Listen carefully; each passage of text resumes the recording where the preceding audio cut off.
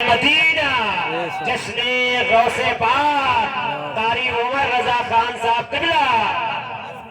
محترم، عشق کو پیدا کرو۔ عشق کسے کہتے ہیں پیارے اسلامی بھائیوں؟ قرآن مقدس کی آیت مبارکہ کی تلاوت کرنے کا شرف حاصل کیا تھا، اس پر گفتگو شروع کرنے سے قبل ہمارا ایک مزاج ہے کہ ہم ابھی والدین کے تعلق سے قریب نقیب اطلاعات نے ایک شعر بھی پڑھا تھا۔ ہمارا دل چاہتا ہے کہ ماں باپ کی عظمت کو بیان کریں، اور جو قرآن مقدس کی آیت مبارکہ کی تلاوت کی ہے اس پر بعد میں گفتگو کریں۔ آئیے سب سے پہلے مرام مدینے کے تاجدار محبوب پروردگار آمینہ کے لال گنبد خضرا میں آرام فرمانے والے آقا و مولا جناب احمد مجتبی محمد مصطفیٰ صلی اللہ تعالیٰ علیہ وسلم کی بارگاہ بےکس پناہ میں درود و پاک کا ہدیہ نچھاور کریں۔ اب آباد گلن پہ اللہم صلی علی سیدنا و شفیعنا نبینا مولانا محمد الماضی الجود والکرم وبارک وسلم صلو علیہ صلاۃ و سلام علیک یا رسول اللہ صلی اللہ تعالیٰ علیہ وسلم۔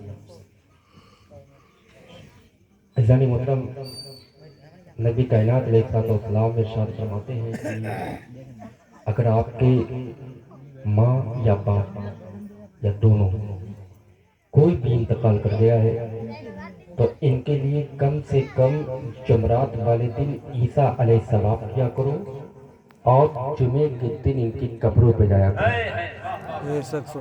نبی فرماتے ہیں کہ قبر پہ جانے کے بعد اس طریقے سے ان سے مانگا کرو جیسے دنیا میں جب وہ زندہ تھے، جب تمہیں کوئی تکلیف ہوتی تھی تو اپنے آنسو کو بہا کر اپنی ماں سے کہتے تھے امی مجھے یہ پریشانی ہے، مجھے یہ تکلیف ہے، آپ دعا کریں کہ اللہ ہماری مصیبت کو دور فرما دے۔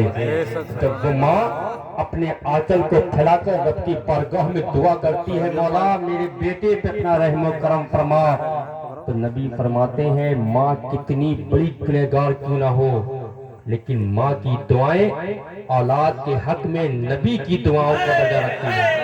سبحان اللہ۔ نعرہ تکبیر، نعرہ رسالت، عظمت والدین، فیضان غوث اعظم، مسلک اعلیٰ حضرت۔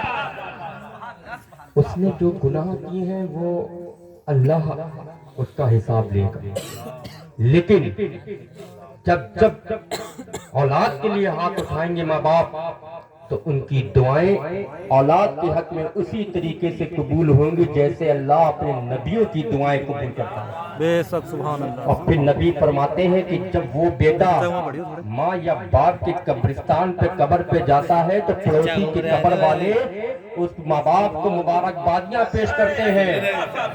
پھر وہ ماں باپ کہتے ہیں کہ مبارکبادیاں کس بات کی پیش کی جا رہی ہیں؟ تو پڑوس کے قبر والے کہتے ہیں تمہیں مبارک ہو، تمہارا کم سے کم اتنا لائق دار بیٹا تو ہے جو مرنے کے بعد اپنے ماں باپ کے مرنے کے بعد تمہاری قبر پہ کھڑے ہو کے سورہ فاتحہ تو پڑھ دیتا ہے۔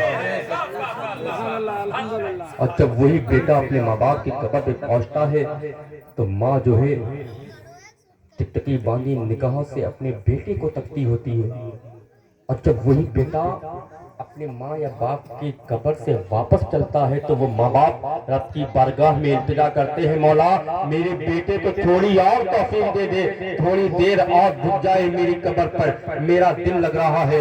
نبی فرماتے ہیں کہ جب وہ بیٹا اپنے ماں یا باپ کے جا کر قبر پہ جا کر کھڑے ہو کے کہتا ہے میری ماں اے میرے والد ہم پریشان ہیں آپ اللہ سے دعا کریے، تو نبی فرماتے ہیں کہ جب وہ ماں قبر کے اندر سے اپنے اولاد کے لیے دعا کرتی ہے تو کہتی ہے میرے مولا جب دنیا میں یہ میرے پاس آیا ہے، جب میری دنیا میں میرے پاس آیا مولا میں اس کی مدد فرماتی رہی ہوں، اس نے روٹی کا ٹکڑا مانگا ہم نے اس کے منہ میں روٹی کا نوالا رکھ دیا ہے، اے میرے مولا آج ہم محتاج ہیں کہ میری قبر پہ کھڑے ہو کے مجھ سے مانگ رہا ہے، پروردگار عالم اتنی توفیق دے دے اے مولا میرا بیٹا اگر آج میری قبر سے جو ہے مایوس چلا گیا تو ماں کی محبت بدنام ہو جائے جائے گی, ماں کی محبت بدنام ہو جائے گی. پروردگار عالم کی جب رحمت جوش میں آتی ہے تو پروردگار عالم اپنے فرشتوں سے کہتا ہے کہ فرشتوں گواہ ہو جاؤ, جب جن بیٹا ماں کے قبر پہ آیا تھا گنہگار تھا,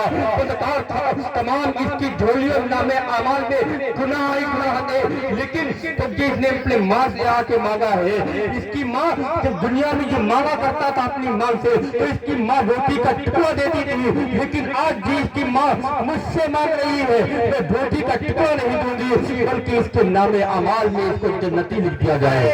نعرہ تکبیر, نعرہ رسالت, عظمت والدین, جشن غوث اعظم, فیضان غوث اعظم.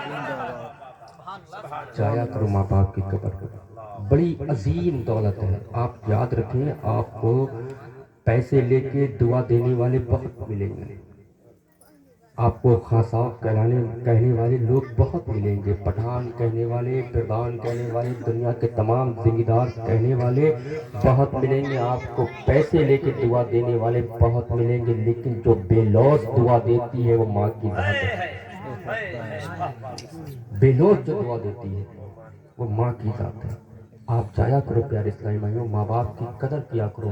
ماں باپ وہ عظیم دولت ہے جو ایک بار دنیا سے چلے گئے پھر نہیں ملتے ہیں. آپ پیسے دے کے دوسروں کو جو ہے ماں کہہ تو سکتے ہو, لیکن جو شفقتیں ماں اللہ نے حقیقی والدین میں رکھی ہیں وہ جو ہے نام سے ماں کی شفقتوں میں نہیں رکھی. چاہے کوئی بڑی عظیم ذات ہے ماں باپ کی, ان کی عظمت کو سمجھو پیارے. آپ سوچو کہ ماں باپ نے ہمیں, میرے باپ نے ہمیں بچپنے سے جوانی میں لانے کے لیے کتنے سورج اپنے سر سے اتارتے ہیں, کتنے لوگوں کی گالیاں کھاتے ہیں, کتنی دھکے کھاتے ہیں. اب وہ باپ جب شام میں جو ہے مزدوری کر کے کمائی کر کے آتا ہے نا تو اپنے شوق بھول جاتا ہے. وہ کہتا ہے میرے بیٹے کو فلاں چیز پسند تھی, میرے بیٹے کو سیب پسند تھا, میرے بیٹے کو امرود پسند تھے, میرے بیٹے کو کیلے پسند تھے. اپنے شوق کا گلا گھونٹ کر اپنے بیٹے کے ارمان کو جو ہے پورا کرتے ہیں ماں باپ. پیارے آپ سمجھو, بڑے مبارکباد ہیں آپ لوگ جو آپ نے اس محفل میں بیٹھے علماء کو بلایا, لیکن آپ یاد رکھو پیارے, صرف سبحان اللہ کہنے سے کام نہیں چلے گا, جتنا سنو اس پہ اللہ سے دعا کرو. مولا ہم یہاں آئے تھے تو ماں باپ کو ستانے والے تھے, یہاں آئے تھے ہم بے نمازی تھے, یہاں آئے تھے لوگوں کے حق کو ماننے والے تھے. مولا آج رات تیرے محبوب کا میلاد سنا ہے, آج رات سنا ہے کہ نبی نے ماں باپ کی عظمت کو کیسے بیان کیا ہے, نبی نے ماں باپ کی عظمت کو کیا بتایا ہے. اسی نبی نے فرمایا ہے کہ ماں تمہاری جنت جو ہے تمہاری ماں کے قدموں میں ہے. اس ماں نے جنت کو کھینچ کے لا کے ہمارے ماں کے قدموں میں رکھ دیا. اس نبی نے جو ہے جنت کا دروازہ ہمارے والدین کو رکھ دیا. آپ سوچو اگر ماں باپ ناراض ہے تو سرکار غوث اعظم کوئی فیض نہیں مل سکتا ہے آپ کو. پیارے سرکار غوث اعظم بھی, آپ ادھر نہ دیکھیں, وہ اپنا کام کر رہے ہیں, آپ ادھر دیکھیں. سرکار غوث اعظم فرماتے ہیں جن کے